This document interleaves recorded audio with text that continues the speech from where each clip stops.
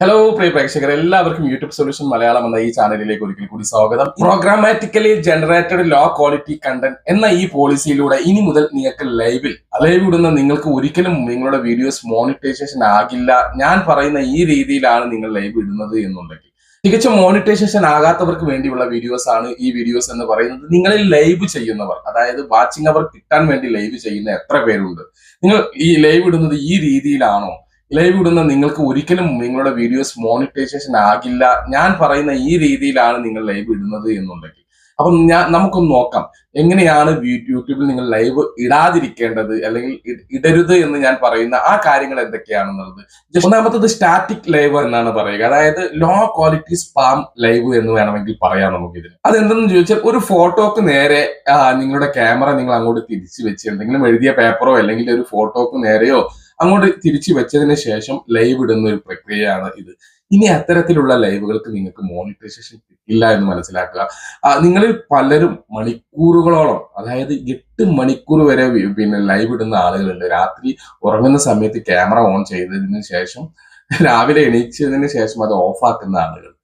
അപ്പോൾ ഇതെല്ലാം നിങ്ങൾക്ക് വാച്ചിങ് അവർ കിട്ടാൻ വേണ്ടിയാണ് എന്നുള്ളത് 100% യൂട്യൂബിന് ബോധ്യമാണ്. ഈ പറയപ്പെടുന്ന പോലെ നോ വിഷ്വൽ ലൈവ് ആണ് നിങ്ങൾ ചെയ്യുന്നത്. അതായത് വിഷ്വൽ എന്ന് പറയുന്ന ഒരു സംഭവമേ അവിടെ ഇല്ല. എന്തെങ്കിലും ഒരു ഫോട്ടോക്ക് വെച്ച് നേരെ ചെയ്യുന്നത് ഇത് പെട്ടെന്ന് യൂട്യൂബിന് ഡിറ്റക്ട് ചെയ്യാൻ കഴിയും എന്നുള്ളതാണ് ഏറ്റവും വലിയ സംഭവം. അപ്പൊ ഇത്തരത്തിലുള്ള ലൈവുകൾ ഒരുപാട് ആളുകൾ ഇടുന്നുണ്ട് എന്നുള്ളതാണ്. നമുക്ക് ഈടെയായിട്ട് വരുന്ന വർക്കുകളൊക്കെ, അതായത് കുറച്ച് ക്രിയേറ്റിവിറ്റി കുറഞ്ഞ ആളുകൾ മോണിറ്റൈസേഷൻ വർക്ക് തരികയാണെങ്കിൽ നമ്മൾ സ്വാഭാവികമായിട്ട് നോക്കുമ്പോൾ ഇവർ വാച്ചിങ് അവറിലൂടെ ആയിരിക്കും ഇവരുടെ 4000 മണിക്കൂർ കംപ്ലീറ്റ് ചെയ്തിട്ടുണ്ടാവുക. തീർച്ചയായിട്ടും നമുക്കത് കൊടുക്കുന്ന സമയത്ത് തന്നെ അറിയാം ഇത് കിട്ടില്ല എന്നുള്ളത്.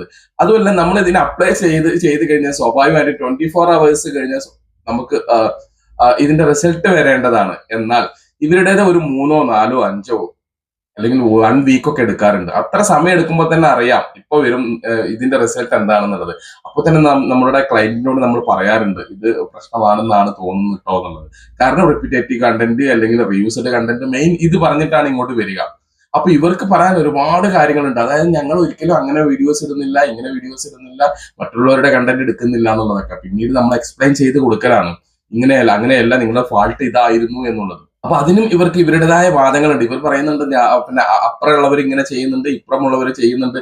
പ്രിയപ്പെട്ടവരെ, യൂട്യൂബ് എപ്പോഴാണോ ഇത് പിടിക്കപ്പെടുന്നത്, ഈ പറയുന്ന പോലെ ഡിറ്റക്ട് ചെയ്യുന്നത് എപ്പോഴാണോ അപ്പൊ മുതലാണ് നിങ്ങളുടെ മോണിറ്റൈസേഷൻ നഷ്ടപ്പെടുക എന്നുള്ളത്. പഴയ ആളുകൾ ഇത് പുതിയ ആളുകൾക്ക് മോണിറ്റൈസേഷൻ കൊടുക്കുമ്പോൾ തന്നെ, കാരണം യൂട്യൂബിന്റെ AI എന്ന് പറയുന്ന ആ സിസ്റ്റം വളരെ ശക്തമായിട്ട് കൊണ്ടിരിക്കുകയാണ്. അപ്പോൾ പ്രിയപ്പെട്ടവരെ, നിങ്ങൾ ആരെങ്കിലും ഇത്തരത്തിൽ വീഡിയോസ് ഇടുകയാണെങ്കിൽ ഒരു ക്വാളിറ്റിയും ഇല്ലാതെ ഒരു ഫോട്ടോക്ക് നേരെ തിരിച്ചുകൊണ്ട് ഇടുകയാണ് എന്നുണ്ടെങ്കിൽ തീർച്ചയായിട്ടും ഇനി മുതൽ അത്തരത്തിലുള്ളതിന് മോണിറ്റൈസേഷൻ കിട്ടില്ല എന്നുള്ള സത്യം തിരിച്ചറിയുക. ഇവിടെ നിങ്ങളുടെ സമയമാണ് നഷ്ടപ്പെടുന്നത്. മണിക്കൂർ കണക്കിനാണ് നിങ്ങൾ വീഡിയോസ് ഇടുന്നത് എന്നുള്ളതാണ്. ആ ഒരു എഫേർട്ടിന്റെ പകുതി നിങ്ങൾക്ക് മെയിൻ വീഡിയോസിന് വേണ്ടിയിട്ടോ അല്ലെങ്കിൽ ഒരു ലൈവ് ഫേസ് കാണിച്ച് ചെയ്തോ അല്ലെങ്കിൽ നോ പ്രോബ്ലം എന്നുള്ളത് മനസ്സിലാക്കുക. ലൈവ് ഫേസ് തന്നെ കാണിക്കണം എന്നൊന്നും പറയുന്നില്ല. വിഷ്വലി ഒരു ട്രീറ്റ് ഉണ്ടായിരിക്കണം, അല്ലെങ്കിൽ വിഷ്വലി ഇതൊരു വീഡിയോസ് ആണ് എന്ന് യൂട്യൂബിന് തോന്നണം എന്നുള്ളതാണ്. ഓക്കെ.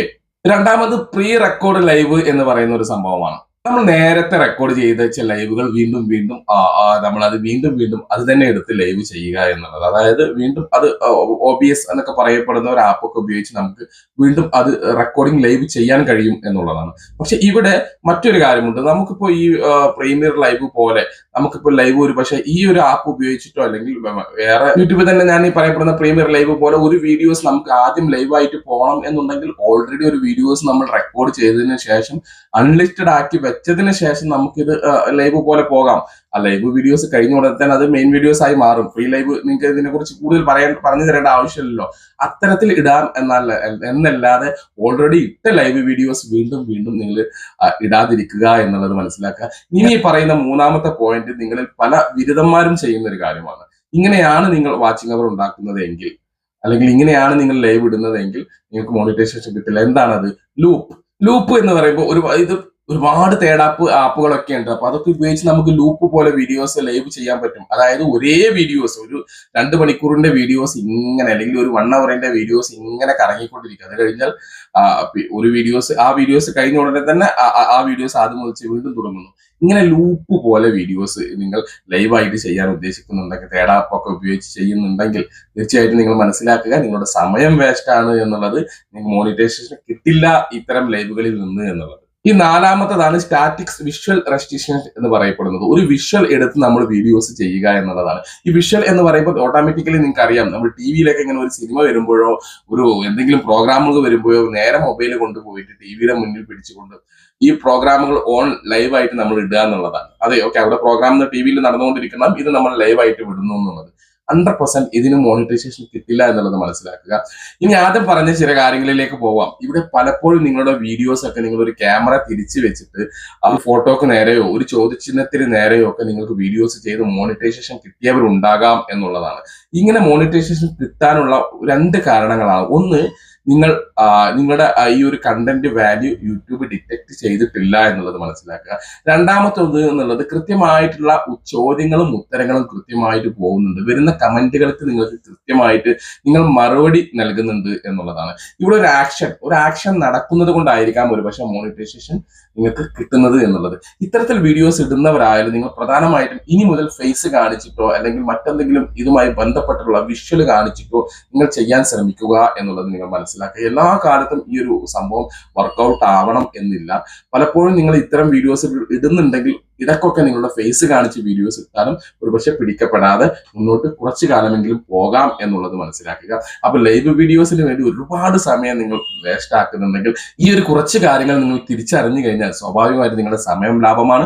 മോണിറ്റൈസേഷൻ അപേക്ഷിച്ച് നിങ്ങൾക്ക് മോണിറ്റൈസേഷൻ കിട്ടില്ല എന്ന് പറയുമ്പോൾ വിഷമങ്ങൾ ഒഴിവാക്കാം. അപ്പൊ കൃത്യമായി ഈ കാര്യങ്ങൾ നിങ്ങൾ മനസ്സിലാക്കുക എന്നുള്ളതാണ്. ഓക്കെ, അപ്പൊ ഈ വിഷയത്തെ കുറിച്ചോ അല്ലെങ്കിൽ യൂട്യൂബ് റിലേറ്റഡ് ആയിട്ടുള്ള ഏത് വിഷയത്തെ കുറിച്ചോ എന്നോട് കമന്റ് ബോക്സിൽ ചോദിക്കാം. അതുമല്ല എന്നുണ്ടെങ്കിൽ ഈ കാണുന്ന നമ്പറിൽ വാട്സാപ്പിൽ നിങ്ങൾക്ക് എന്നോട് ചോദിക്കാം.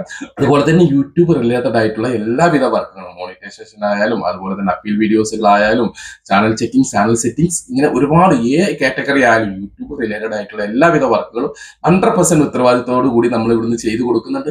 ഇതും ആർക്കെങ്കിലും താല്പര്യമുണ്ടെങ്കിൽ ഈ കാണുന്ന നമ്പറിൽ നിങ്ങൾക്ക് എന്നെ ബന്ധപ്പെടാം. പ്രിയപ്പെട്ടവരെ, നിങ്ങൾക്ക് ഉപകാരം എന്ന് തോന്നുന്ന പുതിയൊരു വീഡിയോസുമായി ഞാൻ വീണ്ടും വരാം. അതുവരേക്കും ബൈ.